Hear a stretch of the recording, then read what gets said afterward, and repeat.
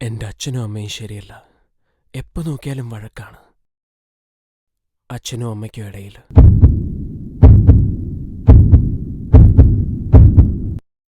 സ്കൂളിൽ, കോളേജിൽ, ഇൻസ്റ്റിറ്റ്യൂട്ടിൽ പഠിക്ക് പഠിക്ക് പഠിക്ക് പഠിക്ക് പഠിക്ക് പഠിക്കുക. 95%, 96%, 97%, 98%, 99%, 100%. എന്നെക്കൊണ്ട് എങ്ങനെ പറ്റും? ഞാൻ സ്നേഹിക്കുന്ന പെൺകുട്ടി എന്നെക്കാളും ടോളായ, സുന്ദരനായ, കുറെ കാശുള്ളവനെ കണ്ടുപിടിച്ച് അവൻ്റെ കൂടെ ഓടിപ്പോയി.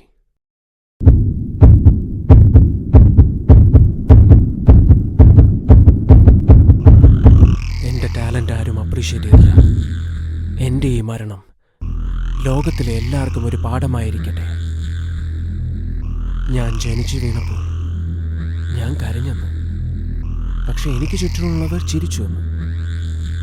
എന്നാൽ ഞാൻ ചാകുമ്പോൾ ചിരിച്ചുകൊണ്ട് തന്നെ ചാവും.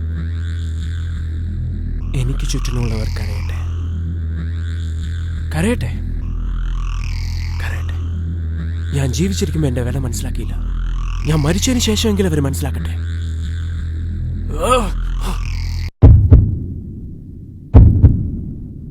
കാശാണ് പ്രശ്നം. കടം മേടിച്ച ആളോട് ഞാൻ എന്തു മറുപടി പറയും?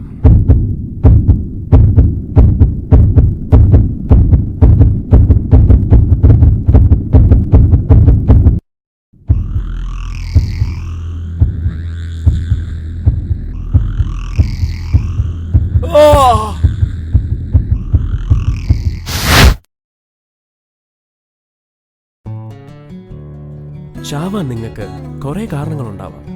എന്നാൽ ജീവിക്കാനോ? ജീവിക്കണമെന്ന് തീരുമാനിച്ചാൽ മതി. ഞാനൊരു ലൂസറാണ്. നെഗറ്റീവായുള്ള കാര്യങ്ങളെ വ്യത്യസ്തമായി പോസിറ്റീവായി ഒന്ന് ആലോചിച്ച് നോക്കാം. എൻ്റെ അച്ഛനും അമ്മയും ശരിയല്ല. എൻ്റെ വീട്ടിൽ എൻ്റെ അച്ഛനും അമ്മയും വഴക്കിടുമായിരുന്നു. മിക്കവാറും ജാതിയായിരുന്നു പ്രശ്നം. അതുകൊണ്ടിപ്പോൾ എന്തായി? ഞാൻ ഇന്നൊരു half Muslim, half Christian, half Hindu, half Buddhist. At the end of it എല്ലാ മതങ്ങളും എന്താ പറയുന്നത്? ഒരേ കാര്യം തന്നെയല്ലേ പറയുന്നത്. എന്റെ ടാലന്റ് ആരും അപ്രീഷിയേറ്റ് ചെയ്യുന്നില്ല. ഈ ലോകം എന്റെ ടാലന്റ് മനസ്സിലാക്കിയില്ല, എന്റെ ടാലന്റ് അംഗീകരിച്ചില്ല. ടാലന്റ് ഇല്ലാത്തവൻ മുകളിലാണ്. ഞാൻ ഇങ്ങനെയായി. എന്ത് ടാലന്റ് ഇല്ലാത്തവൻ എങ്ങനെയാ മുകളിലാവുന്നത്? അവൻ എത്ര അധികം കഷ്ടപ്പെട്ടു, അവൻ മുന്നേറാൻ വേണ്ടി എത്ര വെയിറ്റ് ചെയ്തു, എത്ര അധ്വാനിച്ചു എന്ന് നിങ്ങൾക്കറിയാവോ? അതേപോലെ നിങ്ങളും വെയിറ്റ് ചെയ്യണം. ഇപ്പോ റോഡിലെ സിഗ്നൽ മാറാൻ വേണ്ടി നമ്മൾ വെയിറ്റ് ചെയ്യുന്നില്ലേ? അതുപോലെ തന്നെ റെഡ് സിഗ്നൽ ഒരു നാൾ ഗ്രീൻ ആയി മാറും. നമ്മളും മുന്നോട്ട് പോകും. വേറെ ഒരുത്തന്റെ കൂടെ അവൾ ഓടിപ്പോയി. ഞാൻ സ്നേഹിക്കുന്ന പെൺകുട്ടി എന്നെക്കാളും ടോളായ, ഹാൻസമായ, യങ് ആയ പണക്കാരനെ കണ്ടുപിടിച്ച് ഓടിപ്പോയി. എന്നെ പറ്റിച്ച അവള് അവനെയും പറ്റിക്കില്ലേ? അങ്ങനെ പറ്റിക്കുന്ന ഒരു പെൺകുട്ടിയെ നമ്മൾ എന്തിനാണ് സ്നേഹിക്കുന്നത്? എന്റെ മരണത്തിന് പലരും കാരണക്കാരാണ്.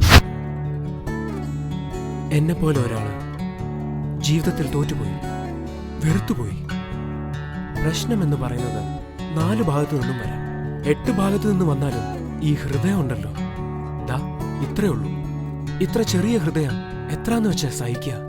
എല്ലാം മതിയാക്കി ഇനി അങ്ങ് പോയേക്കാം എന്ന് തീരുമാനിച്ച് 14ാമത്തെ നിലയിൽ നിന്ന് ഒരു റാമ്പൊക്കെ സെറ്റ് ചെയ്ത് ചാടി അങ്ങ് ചത്തേക്കാം എന്ന് തീരുമാനിച്ച് ലെറ്ററൊക്കെ എഴുതി വെച്ചു. എന്റെ മരണത്തിന് ആരും കാരണമല്ലെന്നൊക്കെ പറഞ്ഞു. കറക്റ്റായിട്ട് ചാടാൻ പോകുമ്പോ ഫോൺ അടിച്ചു. എന്താടാ ഇത്? സമാധാനമായിട്ട് ചാവാൻ പോലും സമ്മതിക്കില്ലെന്ന് പറഞ്ഞ് അവൻ ഫോൺ എടുത്തു.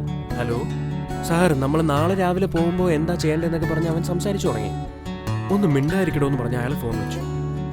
പക്ഷെ ഒരു സെക്കൻഡത്തേക്ക് അവന് ഫോൺ വന്ന് ഡിസ്റ്റർബ് ചെയ്തുകൊണ്ട് അവൻ ചാടിയില്ല, ജീവിക്കാൻ തീരുമാനിച്ചു.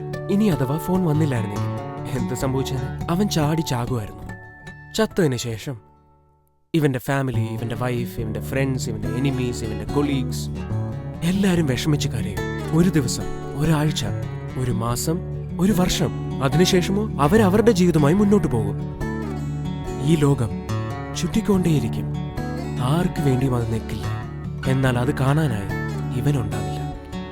സൂയിസൈഡ് എന്ന ഒരു ഡ്രാസ്റ്റിക് സ്റ്റെപ്പ് എടുക്കുന്നതിന് മുമ്പായി ഒരു നിമിഷം, ഒരു സെക്കൻഡ് ഒന്ന് ആലോചിക്കുക.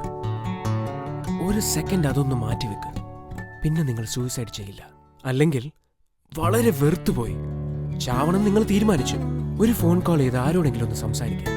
അല്ലെങ്കിൽ ഈ വീഡിയോ ഒന്ന് കണ്ടു നോക്ക്. അതും ഇല്ലെങ്കിൽ എന്നെ കണ്ടു നോക്ക്. എന്റെ ജീവിതത്തിൽ ഞാൻ വളരെയധികം കഷ്ടപ്പെട്ടിട്ടുണ്ട്. Ups and downs. ഇതെല്ലാത്തിന്റെയും നടുവിൽ മറ്റുള്ളവരെ സന്തോഷപ്പെടുത്തി അവരുടെ സന്തോഷം കണ്ട് ഞാൻ സന്തോഷിച്ചു. Life is precious. Every minute is precious. Life is a boon. Live it to the fullest.